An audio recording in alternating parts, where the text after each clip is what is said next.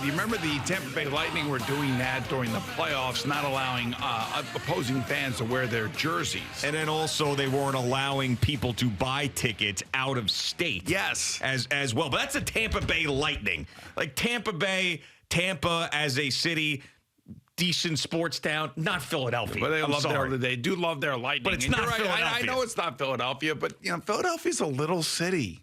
It's a little baby city. It's true. Come on, you know that. Yeah, it is a little baby city. It's a baby city. It's like one of the smaller baby cities in the country that seems to have a bigger reputation than they really should. Yeah, it's sort of like a cute little city. It's a cute little, it's got a couple bridges going in, a couple of nice little tall buildings. The Liberty Bell. Yes. The Rocky thing. The Rocky it's Steps. Yeah, it's a cute little city is what it is. So, but let me ask you this. Yeah. After everything that you heard yesterday after we left the station, we gave our opinions about the game 5, and what we think is going to happen tonight. Yeah. What we think is going to happen tomorrow. Is your confidence waning at all, or do you feel like you're still on the pulse of the Knicks and the Sixers and what's going to happen tonight? Well, I don't know if I'm on the pulse or not. We will find out. But no, my confidence is not waned at all. I actually love the fact that the Sixer fans, or the Sixers organization rather, is distributing these tickets out to the fans because they're nervous about this. I mean, that just shows me that the Knicks have them exactly where they want them. And there's still going to be Knicks fans that are down there. Now, the Knicks are an underdog tonight. I can understand why that is.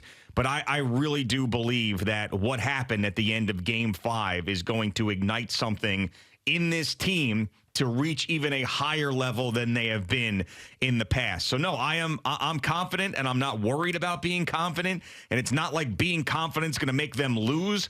I just can't watch this game. I need to be given a reason in this game to not believe in them. And I haven't had that yet, because basically it took a miracle for them to even lose Game 5 to have this series 3-2. They've been in command most of this series. So I don't think it comes back for a Game 7. I think they take care of business. I think Jalen Brunson is going to have an incredible game. And I also think that Josh Hart breaks out of this funk. He cannot be as bad as he's been. I think this is going to be a Josh Hart game, and I think the Knicks win in 6. And Joel Embiid will you saw how dead he was in the fourth quarter in Game 5. He's going to be even more dead in this game. I will say this in regards to Josh Hart. It's what we're talking about is just a shooting. It's like it's the long-range shooting we're talking about. Everything else he's still doing fine. Every now and again he gets a little helter-skelter if he gets in front of the team and wants to pass the ball ahead.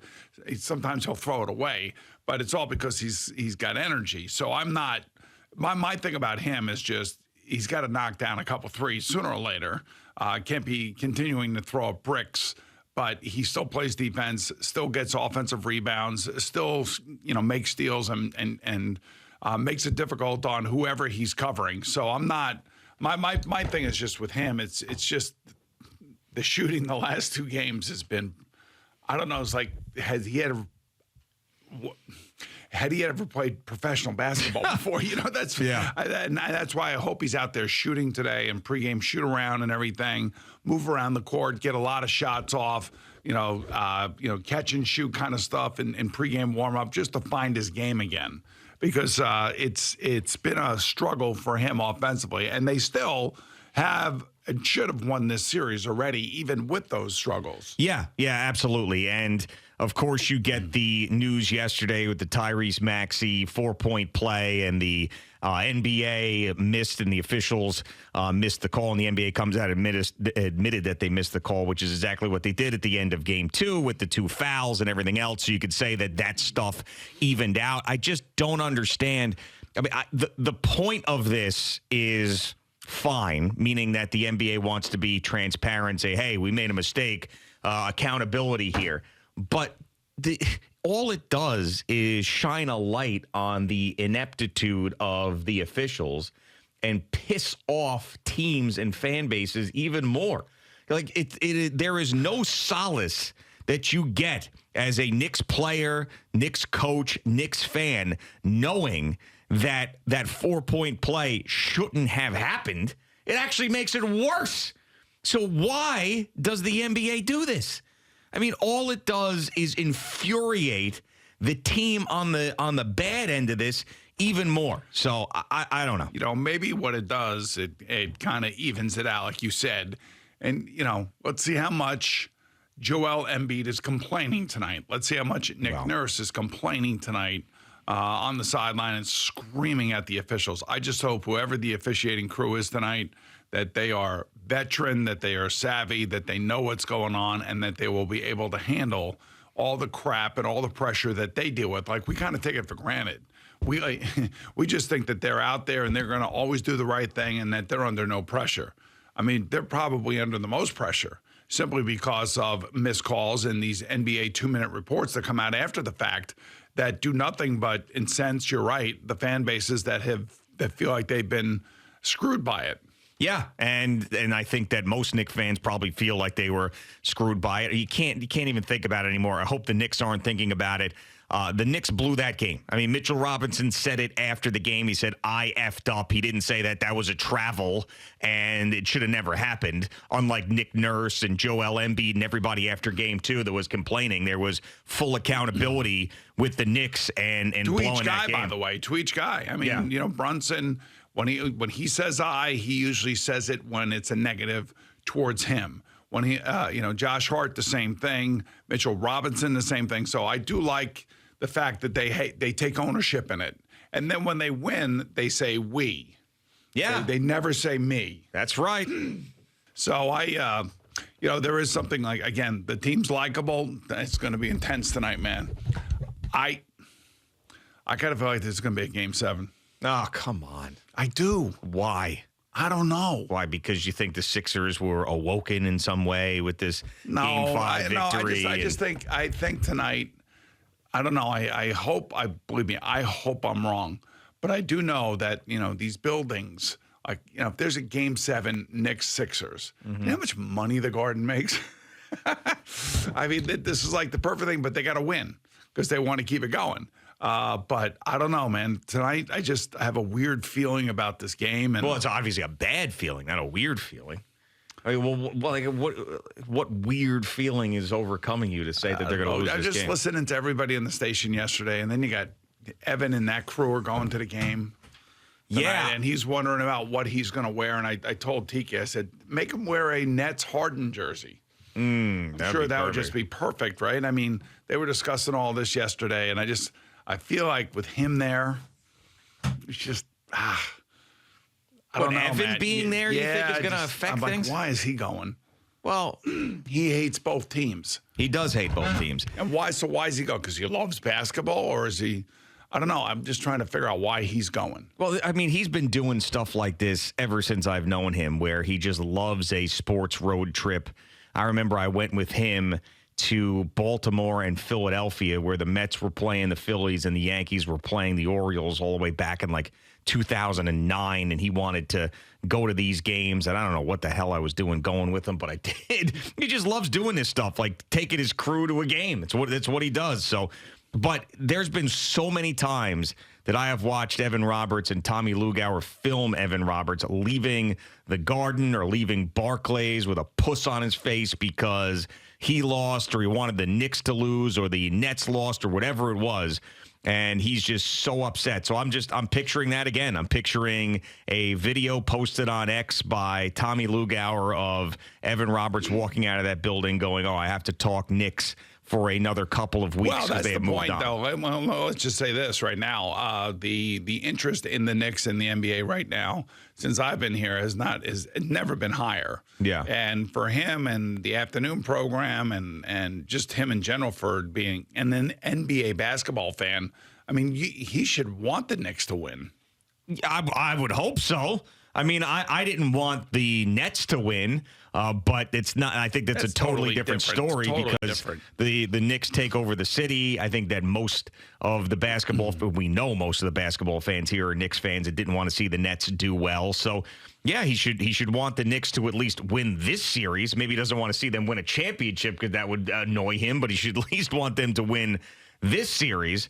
So, yeah, those guys are going down there. I got because Sean Morash is going to Boomer and Geo Live, and he's going to help us out and hang out with Tommy DeVito and the whole thing. And he's asking me, oh, what am I supposed to wear? When am I supposed to do this? Because I got to pack a bag because I'm leaving from the show to go down to Philadelphia and then going straight up to Jersey City to hang out with you guys. I'm like, oh, my God. Isn't he doing the show on Friday? Actually, yeah, that's right. I don't know what the hell he's going to do. I got to look back at that text. Yeah, I have no idea what the hell he's doing. But, yeah, it's he would have to be doing the show on Friday. So I guess he's probably not going to go home is what it is. So they'll come back up here. He'll do the show, then go to Jersey City, and then probably go home after Boomer and Gio live. So that's nuts. Tell him to wear the diaper he wore as Baby New Year. Yeah, put that on when he goes to the game. So they bought secondary market tickets, these guys, I guess? I guess they did. I'm not sure unless there's some sort of maybe Spike helped them out or something. Yeah, I don't know, maybe. Did you see that Spike's dad, Howard Eskin, said that the Sixers themselves were putting up tickets to get Knicks fans to pay premium price for them, that it wasn't just season ticket holders or Sixers fans, that the organization themselves was putting this stuff up. That's what he said, right? Are they? Is that something that they're allowed to do? I guess they are. Premium pricing, yeah. I mean, they see that all the time. Like Ticketmaster does that all the time, don't they? What is it called? Premium pricing or whatever it is, where like the dynamic pricing. There it is. That's right. Dynamic pricing. Dynamic pricing. With it's like Uber. It's like 37 different charges that are ultimately taxes that they're getting you with. Yes. So what it does is there's an algorithm in there, and actually there was an issue with the Boomer and Gio Live 2 with this Ticketmaster thing because there's an algorithm that kicks in on when there's supply and demand, and there ended up being like tickets that were up on sale for like $400 on Ticketmaster. And I go to Spike, I'm like, whoa, what are we doing here? And then they went back and corrected it, so no one ended up paying that, and they paid the price we told them they were going to pay. But yeah, we're like Taylor Swift. We want to make sure we take care of our fans. Yes, that is true. We don't want to be gouging anybody. And we do have news on that, by the way, taking care of our fans. Taylor Swift? No, not Taylor Swift news. White Eagle Hall contacted us and said that there might be some more room. They might be clearing some more room out for some more people because of all the requests they have gotten. So, yeah, so Howard Eskin says that the Sixers themselves are putting up the tickets for sale, so Knicks fans would pay big bucks for them. And he said, quote, if Sixers players are pissed, blame your own organization. But then again, here they are, Ruben and Josh Harris and the ownership group down there in Philadelphia has now bought up 2,000 tickets to distribute to first responders and others, which is a nice PR move, but really it's just them running scared. Running scared. So I'm just wondering, how do they distribute those tickets? You know what I'm saying? Like, how do you get those tickets into the hands of actual Philadelphia 76ers fans that who in turn won't sell them themselves? Yeah, that's a good point. I don't know, but I'm sure that there is a way. I don't know. Maybe they go into a firehouse and start handing them out, or going to the hospital. Hey, who gets off the shift here? Here you go.